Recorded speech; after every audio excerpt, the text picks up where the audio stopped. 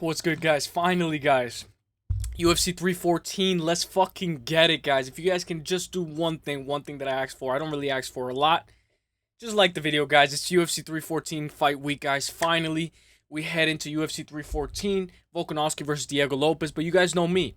We can't talk about next week without talking about what happened last week. So, of course, we have to go over everything. But you guys know me. If you know one thing that I care about most rather than anything else, one thing I want to say is I got to be hard on myself this week, guys. I went 6-6, guys. 50% prediction rate. Very bad, guys. Demopolis, Frunza. Oh my gosh, that Ode Osborne KO. This guy is a menace. Mearshart, I should have pick flipped towards Prad Tavares, but we know what we're going to get with Mearshart now.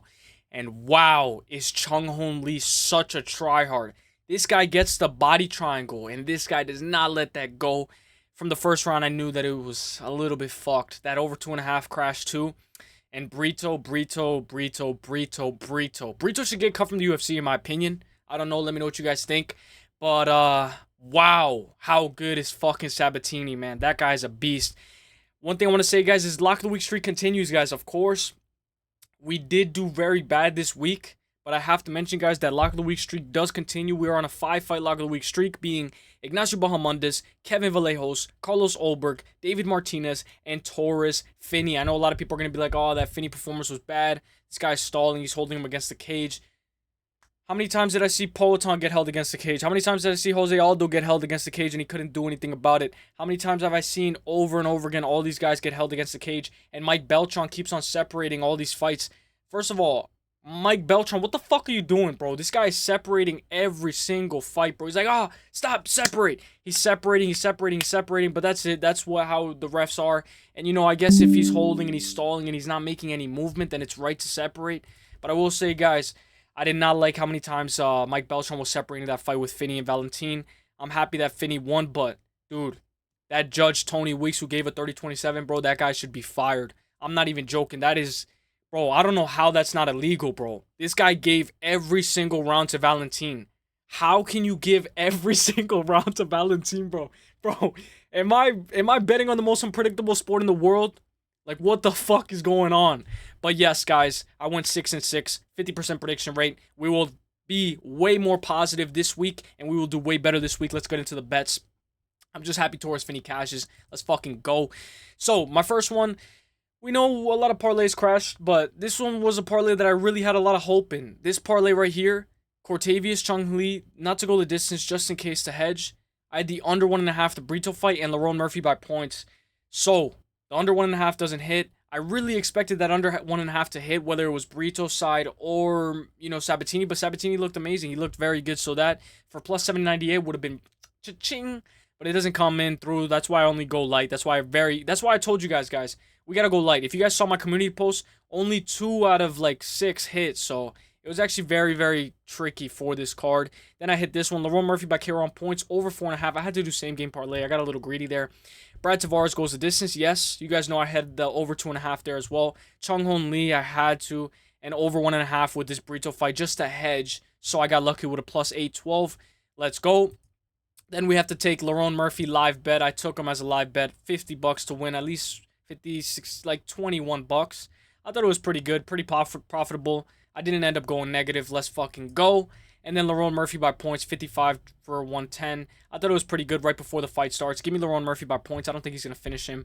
But man, Lerone Murphy looked amazing, and that was by far one of my favorite performances to watch. I know a lot of people hate the wrestling type cards, but I enjoy the wrestling type cards. When I enjoy seeing Finney get the slam, pick him up and slam him. Josh Emmett picking up Lerone Murphy as high as even above the cage and dropping him. I enjoy those big slams. So let's get into UFC 314, guys. Here we go. Without further ado, Volkanovski versus Lopes. Let's get into the first fight of the night. Let's fucking go. Thank you guys for being here. Let's fucking go. Nora Cornolle versus Hailey Cowan. If you guys know, I broke this down on live stream, guys. Nora Cornolle minus 180. We broke this down 2 to 3 times on live. Nora Cornolle minus 180. Hailey Cowan plus 140. Nora Cornolle has some good popping shots. Excellent in the clinch. Very excellent in the clinch, I'd say. Always looks to apply pressure. Always moves. Never stops. And she's never stays still. Her elbows are very good. She just lost a close split decision to Jacqueline Cavalcanti, where she won the first round, which is very impressive because we know Jacqueline Cavalcanti is on a tear. Nora is more active. She's very strong in the clinch as well. And Nora always looks for the finish. Matched up against Hailey Cowan, who isn't the most active, but she is 7-3. She is 3-2 in her last 5. Most recent loss to Jamie Linhorth by decision. Hailey has decent wrestling and will need it to win this fight. Hailey is very athletic, and I expect her to be in the best shape of her career in this fight. Hailey is only 33 years old. She is 1 inch taller, so she might look slightly bigger during the face-offs on Friday. Stay tuned on Friday, guys. Last-minute predictions, where we go over all the fighters' face-offs and we judge our final predictions over the face-offs. She has great cardio. She's been out for a while because of injuries. I'm going to go Nora Cornolle by decision. It's the pick for me. Let me know what you guys got, guys. I broke this down, guys. I broke down this card. I've been studying this card for 3 weeks. I've been studying this entire card for 3 weeks, breaking this card down from top to bottom for 3 weeks. It had 15 fights before, now it only has 13. Give me Nora Cornolle by decision. Let's play ball. Next fight, Tresean Gore versus Marco Tulio. We know Tresean Gore is a plus 260. Marco Tulio, the ladies' man, minus 360. Norma Dumont's boyfriend versus Tresean Gore. How lucky is Marco Tulio, am I right? Tresean Gore is still so early in his career. At 30 years old, he's been finding his groove. He started as a wrestler, but then he fell in love with his hands, and now he seems like he's putting it all together. He's putting 1 and 2, 3 together.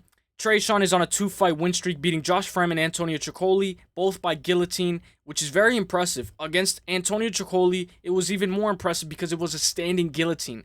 Shows how much power Tresean Gore has, and a tight squeeze. Tresean has very heavy hands. If he can land, he might look for a club and sub here. Matched up against Marco Tulio. He looked amazing on Dana White Contender Series against Matteo Duclos, with a beautiful spinning back kick finish. Then had a successful UFC debut against Ihor Potieria, finishing him with a right hook to ground strikes. Has 5 TKOs in his first round, 4 TKOs in the second. He lost by KO before. That's his only loss in his record, being to Alexandre Silva. He's a very heavy-handed finisher, but he does have 1 submission win by rear naked choke, which is very, very impressive as well. Because if you can get a submission and a KO, you know, a lot of these knockout artists, like let's say Daniel Frunze, he had a lot of KOs, but he had no submissions. It's very impressive to see a guy like Marco Tulio be able to find some submissions, although it's only 1. I expect Tulio to try to find the finish here. Very good striking, good counter-strike volume, always hunts for the finish. I think this fight doesn't go the distance. It's a very good play. I'm going to take Marco Tulio by KO or on points. Let me know what you guys got. You guys got Marco Tulio by KO or on points? Or do you guys have Tresean Gore, or what are you guys going to get? Marco Tulio by KO round 2? I'm going to go Marco Tulio, and I'm going to go late 3rd round TKO, if not by 29-28 unanimous decision. Seems like a lot of people are favoring the KO. The reason why I don't like this is because when everybody goes, oh, Brito by KO, Brito by KO, Brito by KO, and then he doesn't get the KO and he gets grappled for all 15 minutes, I like the KO on points, double chance just in case. Give me Marco Tulio by KO or on points. Let's go, my guy. Let's go. Sumudaerji versus Mitch Raposo, by far one of my most anticipated fights on this entire card. The reason being is because I'm very high on Mitch Raposo. I've been picking Mitch Raposo every time I broke down this fight. And of course, we have to mention, guys, that Mitch Raposo is very new to the UFC. He's only 26 years old. Sumudaerji minus 220, Mitch Raposo plus 168. Very good scrap right here. But this is one of the fights that it could be skippable to bet. You guys know the rule of thumb. The rule of thumb is never to bet the first fight. Vanessa Demopoulos, Talita Alencar, don't bet that fight. I did say that fight was going to go the distance, but even then, still a sketchy fight. Rule of thumb, never bet the first fight. But this isn't the first fight. I think it's a skippable fight to bet, though. Nothing wrong with skipping a fight. Sumudaerji is known for going to war with Matt Schnell. Very much a red flag. Great shots, great speed, great mixed martial artist, and he does mix it up with his volume, but he can get taken down at times. He's on a 3-fight losing skid where he got dropped in his most recent fight by Charles Johnson. Sumudaerji can be open to submission attempts at times. He got subbed by Tim Elliott. Matched up against Mitch Raposo. Mitch Raposo is from the New England Cartel camp, Ram Font and Carvin Qatar camp. Great boxing, but he can get taken down, as we know of England Cartel. Mitch is only 26 years old, who made his UFC debut against Andre Lima and showed he's tough, and he belongs here, in my opinion. He lost on Ultimate Fighter, lost on Dana White Contender Series to Jake Hadley, and he lost to Andre Lima on his UFC debut. If Mitch can get his first UFC win here, this is the perfect fight for him to win. 9-month layoff for Mitch. He should have tweaked his game at least a little bit since then. Mitch needs to stay defensively sound, don't engage into a war, maintain an ability to control the fight in your favor, and win this fight by decision. I like the over 2.5. I like the plus 3.5 for Sumudaerji. Mitch Raposo by KO on points is the pick for me. I'm going to go Mitch Raposo by decision. 29-28. I know I'm on a dog right here, guys, but this guy went to war with Matt Schnell. I'm going to go Mitch Raposo. Let me know who you guys got. I'm going to go Mitch Raposo. Let's fucking go. Medium confidence. I'm very high on this guy. Let's fucking go. It's about time. And, New England cartel has been, looking pretty good. We know Rob Font has been looking pretty good as of late. So give me a Mitch Raposo for the win. Let's go, my guy. Let's go. Sedriques Dumas versus Michael Oleksiejczuk. Another banger fight.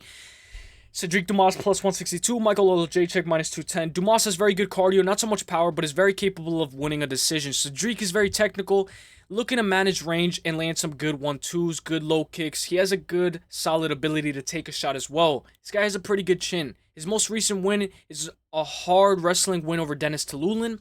Dumas sometimes looks off because of his ability to not be able to find a finish at times. Sometimes he might just lay on you, not know what to do. Maybe the over can be the play.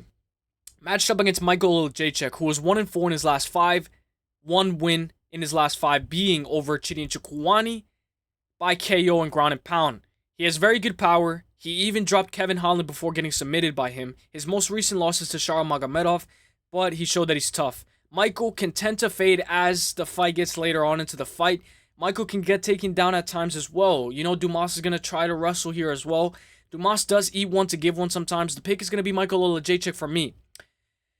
But he did lose to Michel Pereira, Kevin Holland, and Sharon Magomedov, which is a little bit of a crazy skid. But those guys are very tough. He's looking to break his 3-fight skid with the win over Dumas. Maybe the over 1.5. Maybe the under 1.5. I like the over 1.5 here. Michael Oleksiejczuk by KO on points for me. Seems like majority of Tapology agrees. I'm very excited for this fight. I'm very interested in seeing how this fight plays out. I do think maybe Michael Oleksiejczuk might be able to find a finish here. I wouldn't be surprised. I'm going to go Michael Oleksiejczuk by KO on points and maybe an over 1.5 for me. Let's go. I cannot wait for that fight. Let's fucking go. Darren Elkins versus Julian Erosa. We know Darren Elkins plus 285, Julian Erosa minus 400. Very big favor for Erosa. Maybe plus 3.5 for Darren Elkins. Maybe that's the way. Elkins is always applying pressure. Always is able to eat one to give one. He has grit like no other. This guy will do whatever it takes to win. He's a very good wrestler. Once down, he has a very good ability to hold you down, land some pop on his shots, and work his way to a win. He has very good cardio and is in very good shape for his age. He is very tough. He has a very tough fight ahead of him as well. But we saw his most recent fight against Daniel Pineda. His wrestling was put on full display. He looked absolutely amazing, and his gas tank did not fail him there. I think Elkins can at least win 1 round here. Matched up against Julian Erosa, a very creative striker with great submission ability. He has been KO'd 7 times and can be a bit chinny, but he has 14 submission wins on his record. Incredible Darce choke, triangle choke, and his guillotine, I think, is his favorite weapon in his arsenal. That's my opinion, though. Seems like he loves that guillotine. He lands more than 6 significant strikes per minute, always pushes forward, is on a 2-fight win streak, both being guillotines wins over Ricardo Ramos and Christian Rodriguez. We just saw Christian Rodriguez get destroyed. Maybe an over 1.5 would be a great play here. I like the plus 3.5 for Darren Elkins. He has an amazing ability to nullify the submission attempts when he's on top and he sticks to you like glue. And we know Julian Erosa can get taken down at times. So that's why I'm low confidence on this pick. I'm going to go Julian Erosa by submission or on points. But bro, Elkins plus 3.5 looks very good. If he doesn't get finished here, I think he could definitely win a round on all judges' scorecards, and I really like the plus 3.5. I'm going to go Julian Erosa by submission or on points, but low confidence, very low confidence. Give me Julian Erosa. I would like to say if I call the submission, I'm going to say guillotine. He's going to shoot for it, but that can definitely lead him to get it taken down and controlled. We saw Joe Anderson Brito consistently go for the guillotine, and that was the fall for his own demise. So, give me Julian Erosa by submission or on points. I'm going to go by 29-28 unanimous decision. I like the over 1.5 if it's a good price tag. Chase Hooper versus Jim Miller. One of the biggest favorites on the entire card. Chase Hooper. The biggest favorite on the entire card. Chase Hooper. Only losses are to Alex Caceres, Steve Peterson by decision, and to Steve Garcia. He has improved his game so much since then. He has been working so much on his judo. He has improved his skills to the max. He knows his style, and he's filled up so much since the beginning of his career. He's a lot more, ready for this division. He's more of a lightweight than he was 5 years ago. He's way more improved. We know Jim Miller at 41 has the most fights in the UFC, most wins in the UFC. This guy is a record holder, and he's very durable. His durability was put on full display in that fight against Bobby Green. We know Jim Miller just beat Damon Jackson by a nice guillotine choke where he was getting tagged up in that fight, but he did find the sub. Chase being the favorite on this card makes sense. I think for Chase to fit the price tag is if he gets the sub. He has to finish this fight inside the distance in order for him to fit that price tag, because that is a very big price tag. The question is, can Jim Miller survive the submission attempts from Chase Hooper? If Chase Hooper's on his back, he has a body triangle. Can Jim Miller survive the submission attempts? Hooper has a good darts choke, great armbar, great rear naked choke, good guillotine, and a beautiful, beautiful calf slicer. If we have to take Hooper, it's going to be by submission or on points, double chance for me. Early, so we can get some value. Maybe by Wednesday, the props drop, the double chance props drop. It's a pay-per-view. I expect the props to drop early. I'm going to go Chase by rear naked choke. I'm going to go Chase Hooper by rear naked choke. I know this is a little bit crazy. I'm going to go Chase Hooper by submission or on points, but if I am going to choose a submission, I'm going to go by rear naked choke, and I'm going to go second round submission. This is going to be a very crazy fight. Majority Tapology has Chase Hooper by submission, but like I always say, guys, don't put all your marbles into one basket. I'm going to take Chase Hooper by submission or on points. I'm going to go rear naked choke. Let me know what you guys got. This is going to be a banger fight. Jim Miller's tough. He has good low kicks, good ability to stay defensively sound. He can eat one to give one, and this guy's tough as nails. I wouldn't be surprised if this fight goes the full distance and Chase Hooper wins a decision. So that's why I like the double chance by submission on points. Let's go Chase Hooper for the win. Let's fucking go, my guy. Let's fucking go. Virna Jandiroba versus Xiaonan. Another banger fight. Virna Jandiroba minus 160. Xiaonan plus 124. Virna is one of the cutest athletes fighting on this card. It's about time she gets her number one contender fight. She's a princess. Virna. Her notable losses for Virna Jandiroba, only 3 losses, are all by decision. Notable losses being to Carla Esparza, Mackenzie Dern, and Amanda Ribas. Which, looking back at those fights, you know, she's very capable of winning those fights now. She's a lot better than what she showed to be in those fights. Virna has an entire arsenal of different submissions, being rear naked choke, triangle choke, armbar, and even an arm triangle, which is by far one of my favorite submissions to watch. An arm triangle is very entertaining to watch. She's a hard grappler with grit and a very good ability to win a 3-round fight. Her striking is a bit off because she doesn't move her head, but once she's on the ground, it's her world. She does have a negative striking differential, and she needs to get this takedown if she's going to win this fight. She's coming off of a great win over Amanda Lemos, but I will say, guys, Virna Jandiroba needs to grapple because we know Xiaonan has hands. Matched up against Xiaonan. Xiaonan is a former title challenger who took Zhang Weili to a decision. Her most recent performance, she beat Tabitha Ricci at UFC Macau. Xiaonan is a very good boxer, very good hands made out of stone. Looking to keep this fight on the feet, in the center of the octagon, use her striking to win this fight. She has great low kicks and is very durable. Tabitha Ricci did take down Xiaonan, but I will say Xiaonan looked amazing in that fight. I believe Virna can have success taking down Xiaonan, but we do know Xiaonan is a tough dog. Making this fight might look very competitive. I would not be surprised if this fight goes all 3 rounds. I like the over 2.5 here. Virna needs to stay focused. She can win this fight by decision, but she needs to maintain control because Xiaonan is not going to take no for an answer. Virna by submission on points for me. I'm going to go Virna. I'm going to go by decision, guys. I really want Virna to get a submission. Excuse me. In order for her to solidify herself to get that title shot. But Xiaonan is tough as nails. I'm going to go Virna by submission on points. If there is a submission, I'm going to go arm triangle. But I'm going to go Virna Jandiroba by decision. 29-28 on all judges' scorecards. I think she loses the first round. And then she comes back heavy the second and third. Let's go Virna Jandiroba. Arm triangle, if not by unanimous decision. Let's go, my girl. Let's fucking go. Dan Ige versus Sean Woodson. Another banger scrap. Dan Ige the dog. Dan Ige plus 124. Shane Woodson minus 160. Dan Ige, Dan 50K Ige. This is a banger scrap. One of my favorite scraps on the prelims.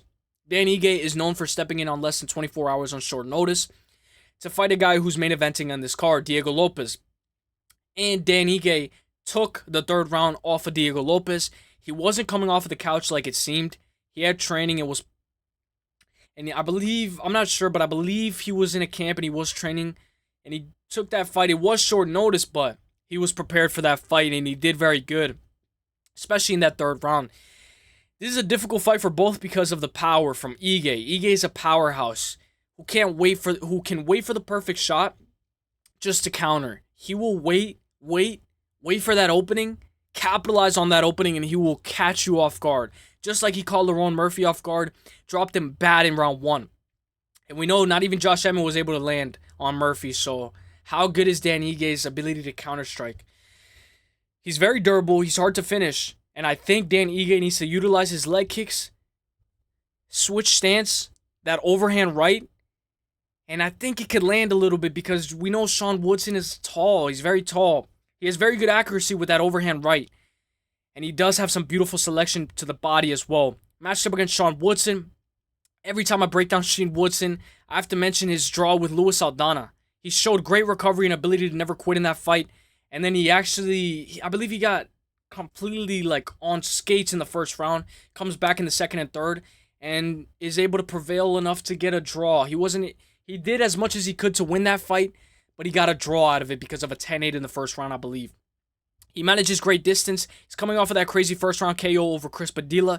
Shane Woodson has a 7-inch reach advantage, but we know with Ige it might be easier to land those overhands on a taller guy. I do believe Woodson has a decent amount of head movement, at least to survive 15 minutes with Dan Ige. Sean Woodson is going to be the pick for me. I'll go by KO on points. I really want to sprinkle Woodson by decision, but after that Woodson flatlined Padilla, we know he has very deceptive power and anything can happen. I'm going to go Woodson by decision, but I'm going to take Woodson double chance by KO or on points. And I'm going to take the over 2.5. Give me Woodson by KO or on points just in case. And give me the over 2.5. I see majority Tapologies on Dan Ige.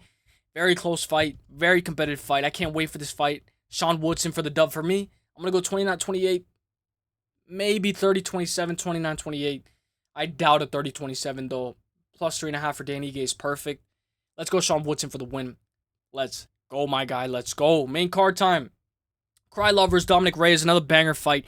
Nikita Krylov minus 188. Dominick Reyes plus 146. Very good fight for the main card.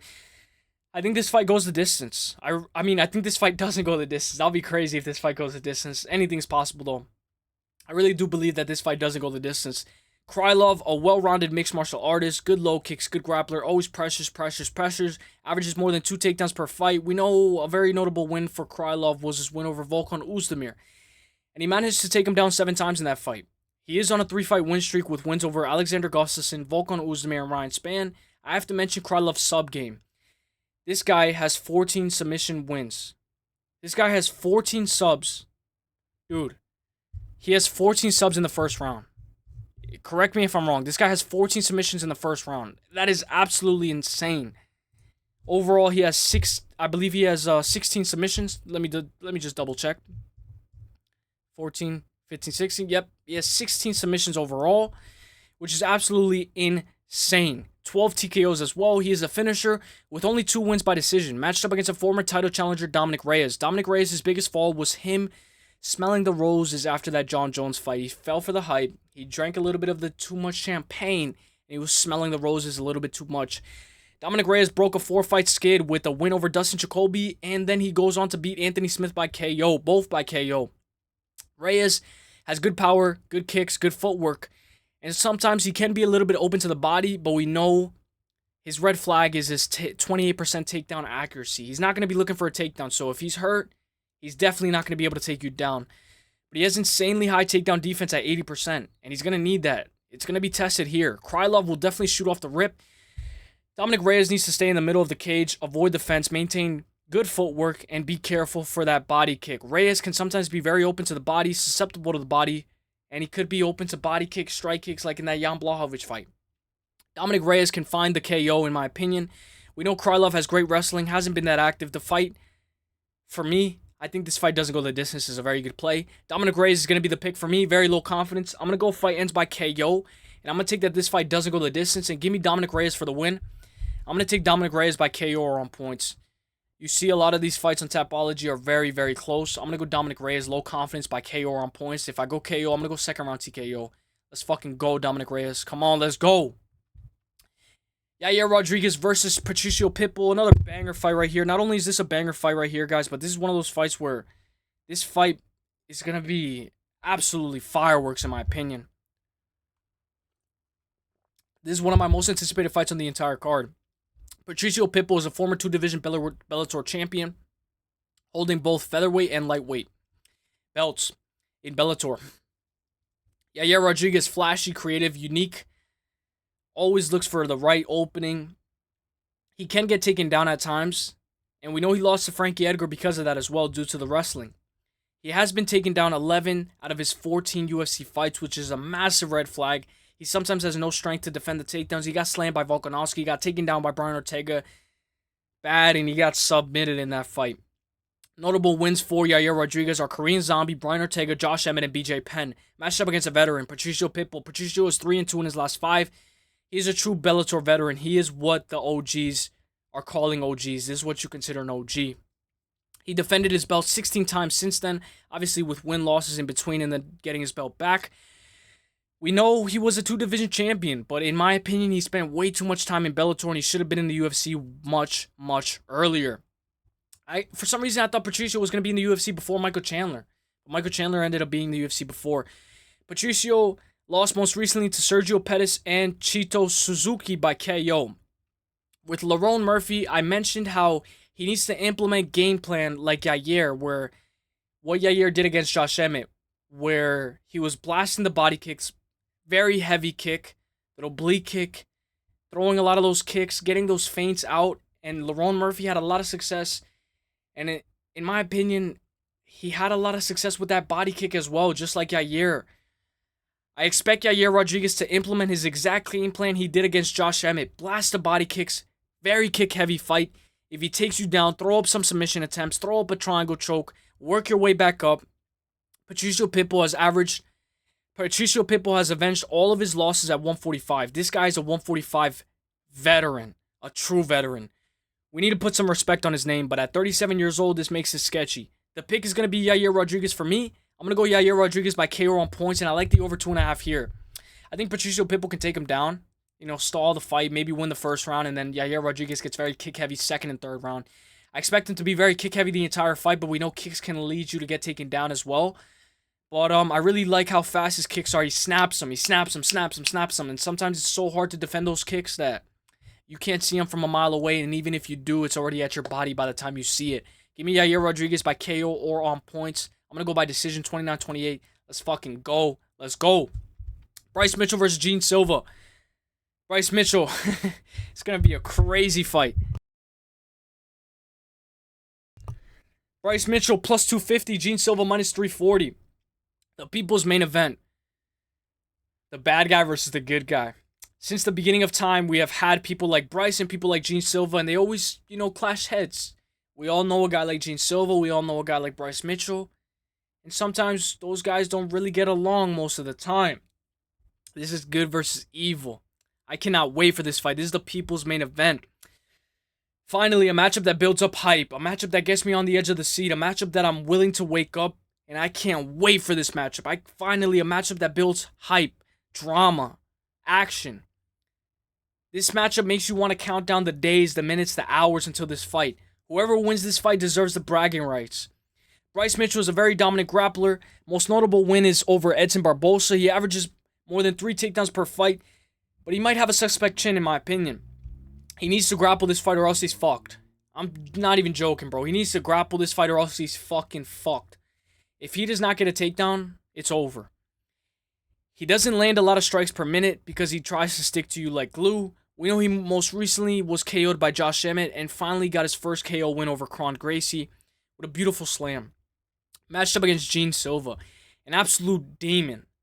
A creative striker that gets you riled up, gets you excited, smiles, high-fives you, gives you a good time, and then boom, he's on kill mode. This guy is he has a very unique ability to just catch you when you least expect it. Gene Silva just destroyed Melzik Bogdasarian. Gene Silva by KO is what everybody's going to be banking on. It's going to be Saturday, everybody's going to be like, I need a Gene Silva by KO in order to complete this parlay. MMA math. This looks like Gene Silva by KO. Josh Emmett just KO'd him. Who's to say Gene Silva won't be able to KO him? Gene Silva was taken down 3 times by Charles Jourdain. And he went into that fight. And he wanted to win that fight. But he did misweight that fight against Charles Jourdain. But Charles Jourdain was having a little bit of success in the grappling department. He took down Gene Silva a little bit. Gene hits way harder. I think Gene Silva hits he's more precise than Josh Emmett. So if he lands on Bryce Mitchell, it's over. Gene hits way too hard, in my opinion. We know Bryce struggles with power punches. Even Ilya gave him so much trouble. He struggled to get him down, maintained him down. He was forced to shoot at times out of desperation. Bryce doesn't do good when he shoots out of desperation. He needs to be on point. His timing on his takedowns needs to be on point. He needs to look for the right opening. Don't just shoot because you have to. Gene Silva will talk. He will lick his hands. He will emo. He will try to high-five this guy, everything, and still stay composed. I really like the plus 3.5 for Bryce Mitchell, but we know if Bryce loses this fight, he might get brutally KO'd, so that might be out the window. That might not even be taken into consideration. I think the over 1.5 might make sense here. Maybe if Bryce Mitchell can last a little bit, just stall out the time. Bryce Mitchell. Charles Jourdain had a lot of success, but Gene Silva has a very crazy ability to enter his flow state. Once he enters this flow state, he enters the matrix, and he's unbeatable. I cannot wait for this presser. I'm going to go Bryce Mitchell by submission on points. It's going to be a fucking crazy-ass fight. I think I might pick flip on Friday, guys. I'm going to be completely honest, guys. I'm going to see the face-offs. I'm going to look at the press conference. I'm going to see if Bryce Mitchell's having nightmares, what he's thinking. But for right now, guys, I'm going Bryce Mitchell by submission on points. I really like Bryce Mitchell to win this fight by decision. I want the over 1.5 to come in clutch. We're going to have to give this guy a war, Bryce Mitchell. Give it all you got. Let's go Bryce Mitchell by decision. Holy fuck, bro. I can't wait for that fight.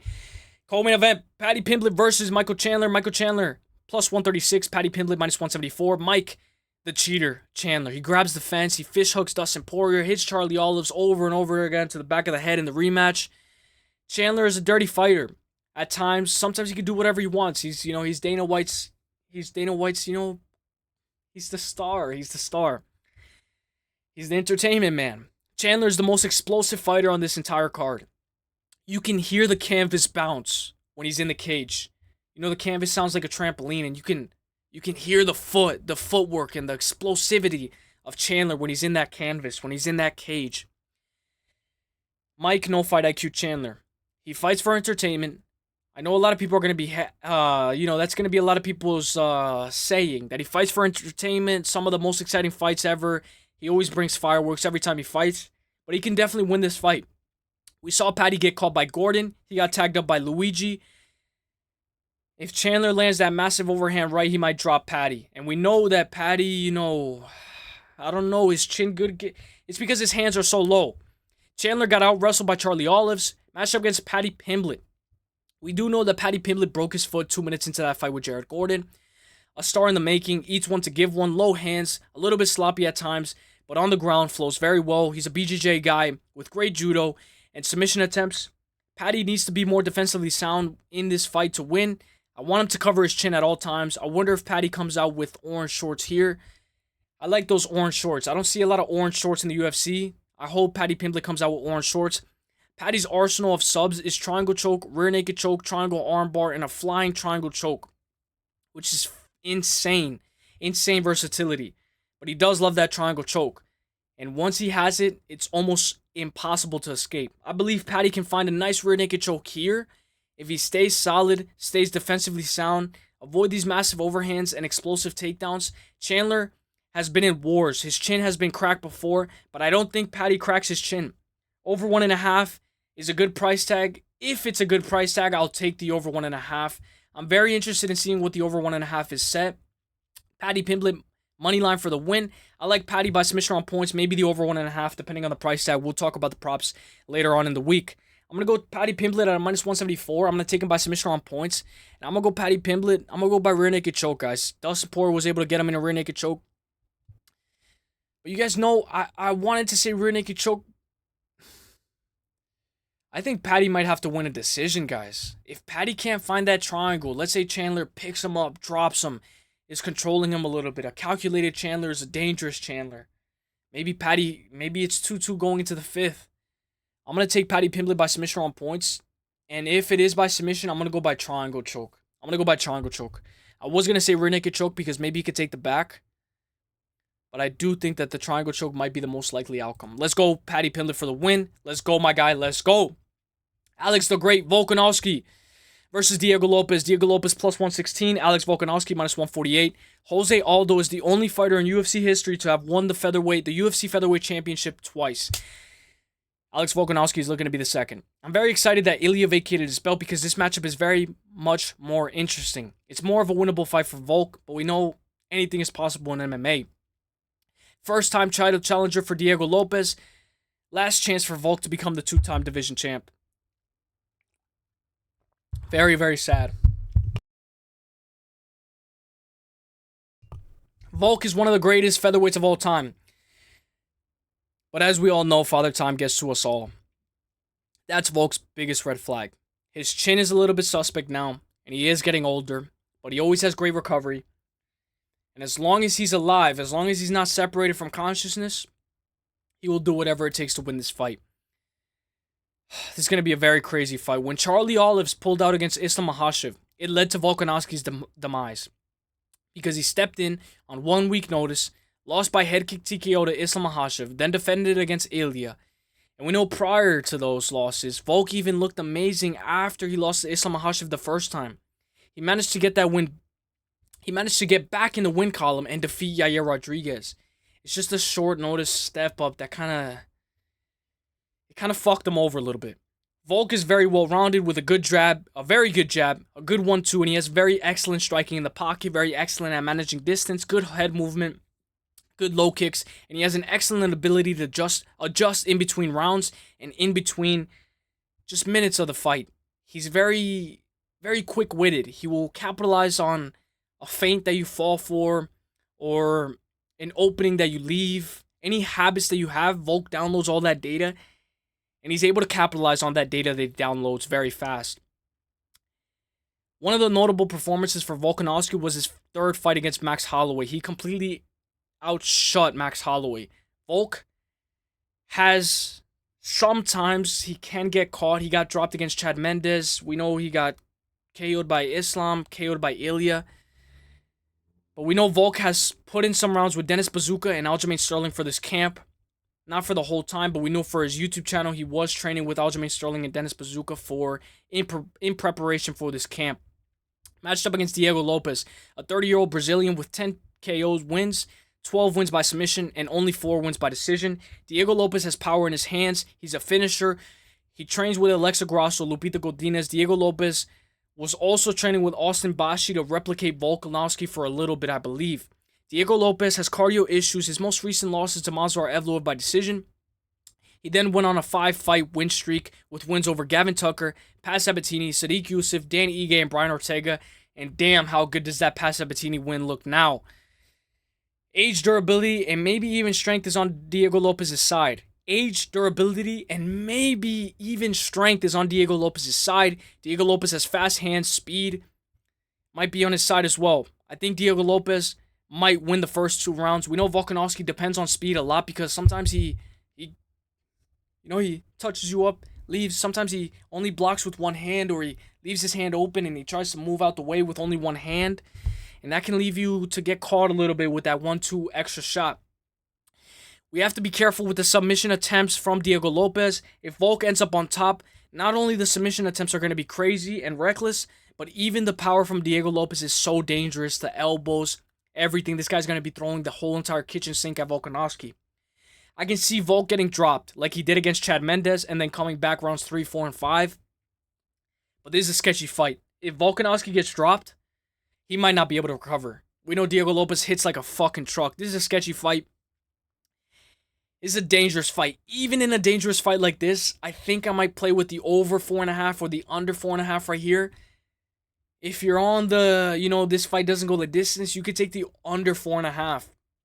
If you think that this fight might be a little crazy, maybe you might take the over 4.5. This is going to be a crazy fight, guys. Very crazy fight. I can see Diego Lopes catching Volkanovski very early. Very, very early. But the pick for me is going to be Alexander Volkanovski, guys. I'm going to go Alexander Volkanovski by decision. I'm going to go 48-47, 49-46, and 48-47. One thing that I don't like about Volkanovski is that habit that he has where he touches you up. Sometimes he tends to talk a little bit in between fights. He was talking against Ilya. He was talking against Max Holloway in the third fight. I wouldn't be surprised if he's having success and he starts to talk to Diego Lopes. We know whenever somebody tries to talk or you talk inside the fights, sometimes he gets a little bit more competitive because the other guy tends to tee up. Another thing that I don't like about Volkanovski is when he backs up with his one hand. Like sometimes he has one hand and he just backs up and he gets out the way. When he's on the fence, he tried to clinch Ilia Topuria, grab his neck, and throw instead of trying to stay defensively sound against the fence. Sometimes he's willing to exchange when he's backed up. And that's how he got dropped against Chad Mendes as well. So if if Diego Lopes is doing tape study, once he gets him across that black line, like Ilia Topuria does against Max Holloway, once he gets across that black line, Diego Lopes should be able to throw the entire kitchen sink. And we know Volkanovski might want to trade in that pocket when his back is against the fence. Volk needs to treat that fence like electricity, get off the fence, stay in the middle, work those leg kicks, because those leg kicks are going to go do some good dividends towards the end of the rounds if you make it there.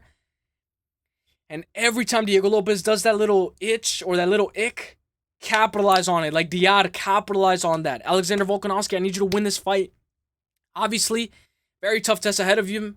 He has a very tough test ahead of him. This guy's fighting one of the best featherweights in the world. But in my opinion, this is a very winnable fight for him. We all know, guys, if you guys are on the Diego Lopes train, take him now because the odds are shrinking. This guy's a plus 116. He might be a favorite by Saturday night, guys. So if you're on Diego Lopes, take him in a parlay. Take his money line right now. Even take him by KO if you see some good props. But I am going to go Alexander Volkanovski, guys. I love Alexander Volkanovski. I'm going to go by 48-47, 49-46, and 48-47. Let me know what you guys think. Let me know who you guys got. And let me know what you guys think of this entire card. We got 13 fights. It's a banger fucking fight card. I cannot wait. Tune into 6 Best Bets and Lock of the Week on Wednesday. It's going to be an absolute banger Lock of the Week, guys. Try to guess the Lock of the Week. Some of you have some success guessing the Lock of the Week. Some of you don't. It's going to be a banger Lock of the Week. I'm looking to make it 6 in a row. Let's get it, baby. I hope you guys have a great day. I'll see you guys in the next one. Let's get it. God bless. The best is blessed. I'll see you at the top. Let's get it. Peace. Hey.